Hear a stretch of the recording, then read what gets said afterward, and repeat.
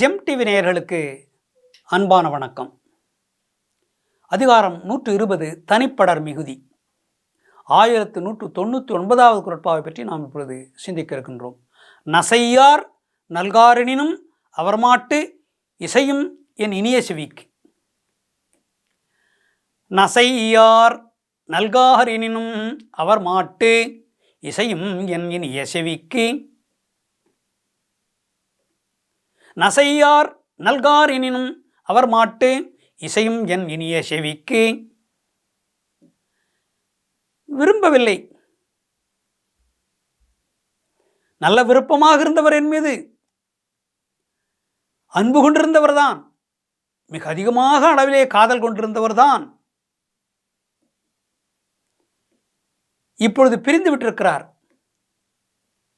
பல மாதங்கள் ஆகிவிட்டன. எனக்கு அவர் இன்பத்தை தர முடியவில்லை. என்னிடத்திலே அவர் பேச முடியவில்லை. தொலைதூரத்தில் இருப்பார், எப்படி பேசுவார்? ஆனால் எனக்கு இதெல்லாம் வருத்தமாக இருக்கிறது. இந்த கொடுமை யாருக்கும் வரக்கூடாது. எனக்கு வந்த இந்த கொடுமை யாருக்கும் வரக்கூடாது. இது வன்கொடுமை. நான் எப்படி தனியாக இப்படி பேசாமல், யாரிடமும் பேசாமல், அவர் பேச்சை கேட்காமல், அவர் இனிக்க பேசுவார், அதை கேட்காமல்,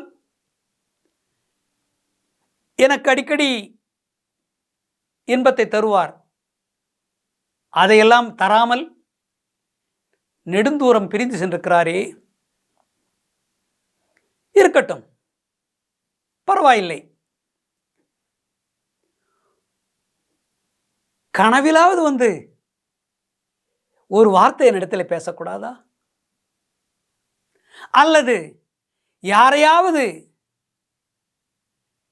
அந்த ஊருக்கு யாராவது சென்றிருந்தால் அவரிடத்தில் என்னை பற்றி கேட்டிருக்க வேண்டாமா?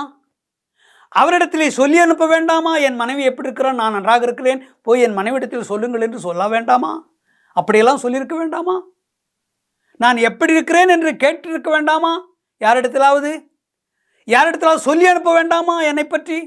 நான் நலமாகத்தான் இருக்கிறேன், நானும் இங்கே கஷ்டப்பட்டு கொண்டிருக்கிறேன், பார்க்க முடியாமல் இருப்பதற்கு வருந்துகிறேன், நான் விரைவில் வந்து விடுகிறேன், ஏதாவது உன்னுடைய பேச்சை அதை யாரிடத்திலாவது சொல்லி அனுப்பியிருக்கலாமே, அதை கேட்டு நான் மகிழ்ச்சி அடைவேனே. நேரிலே இன்பமாக பேசிய கணவர் பிரிந்திருக்கிற காரணத்தினாலே பேச முடியவில்லை. இருந்தாலும் யாராவது இந்த ஊரை சேர்ந்தவர்கள் அங்கே வந்திருக்கலாம், அவர்களிடத்திலே என்னை பற்றி நீங்கள் விசாரிக்க கூடாதா? அல்லது உங்களை பற்றி அவரிடத்தில் சொல்லி அனுப்பக்கூடாதா? அவர்கள் வந்து என்னிடத்தில் சொன்னால் நான் எவ்வளவு மகிழ்ச்சி அடைவேன். நீங்கள் தான் என்னிடத்தில் பேச முடியவில்லை என்றாலும் கூட உங்களை பற்றிய தகவலை, நீங்கள் நலமாக இருக்கிறீர்கள், நீங்கள் துன்பமில்லாமல் இருக்கிறீர்கள் என்ற செய்தியை, என் மீது காதல் கொண்டு என்னை நினைத்து கொண்டே இருக்கிறீர்கள் என்பதை நான் தெரிந்து கொள்வேனே. அதற்கும் வழி இல்லையே.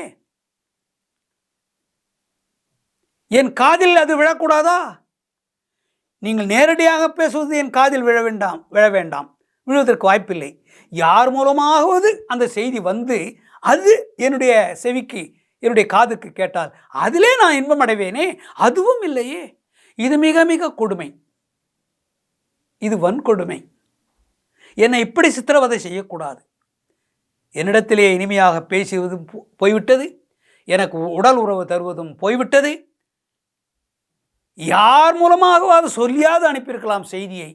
என்ன காரணம், ஏன் இவ்வளோ நாள் வரவில்லை? உடல் நலமில்லாமல் போய்விட்டதா? அல்லது அங்கே எந்த வேலைக்காக செய்திருந்தோமோ அந்த வேலை இன்னும் முடிவு பெறவில்லையா, நிறைவு பெறவில்லையா? அது முடிப்பதற்கு எவ்வளோ காலமாகும்? நான் என் மனைவியை பார்க்காமல் நான் துடித்து கொண்டிருக்கிறேன் என்று யாரிடத்திலாவது சொல்லி அனுப்பலாமே. அந்த செய்தியை காதிலை கேட்டு அதன் பிறகு நான் மகிழ்ச்சி அடைவேனே, அந்த அளவுக்கு அது மகிழ்ச்சி அடைவேனே. அதுவும் இல்லையே, எதுவும் இல்லையே. இதை போன்ற ஒரு கொடும் செயல் யாருக்கும் வரக்கூடாது, எனக்கு வந்தது போல என்று தன்னுடைய நெஞ்சத்தில் தானே சொல்லிக் கொள்கின்றாள். கண்ணகி அழுதாள். கோவலன் பிரிந்து விட்டிருக்க நேரத்திலே துடிதுடித்து கொண்டிருந்தாள். எந்த நேரமும் வந்த பிறகு கூட பேசவில்லை. திரும்பி வந்தான், பேசவே இல்லை, அப்படியே நிற்கிறான். நான் செய்தது தவறு, நான் இவ்வளவு நாள் உன்னை விட்டு பிரிந்தது தவறு, நான் ஒரு பெண்ணிடத்திலே போயிருந்தது தவறு, என்னை மன்னித்து விடு என்று ஒரு வார்த்தை சொல்லக்கூடாதா? மரம் போல நிற்கிறான் கோவலன், ஒன்றுமே பேசவில்லை. எப்படி இருக்கும் கண்ணகிக்கு? யாரிடமும் செய்தி சொல்லி அனுப்பவில்லை. அவன் வந்த பிறகும் ஏன் இவ்வளவு நாள் கழித்து வந்தேன் என்ற விவரத்தை சொல்லவில்லை. வாயே பேசவில்லை, வாய் திறக்கவில்லை. இவ்வளவு நாட்கள் கழித்து வந்து தன்னுடைய மனைவியை பார்க்கின்ற பொழுது ஒரு இனிமையான வார்த்தை பேசலாம் இல்லையா? மிக கொடுமை, இது வன்கொடுமை. இப்படிப்பட்ட கணவர்கள் இருக்கக்கூடாது.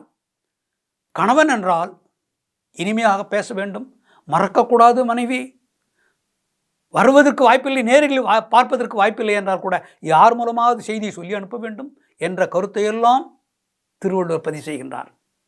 அதுதான் நல்லது. மனைவி நல்ல உயிரோடு இன்பமாக வாழ வேண்டும் என்றால் இப்படி செய்ய வேண்டும் என்று திருவள்ளுவர் சொல்லுகின்றார். மீண்டும் நாளை சந்திப்போம்.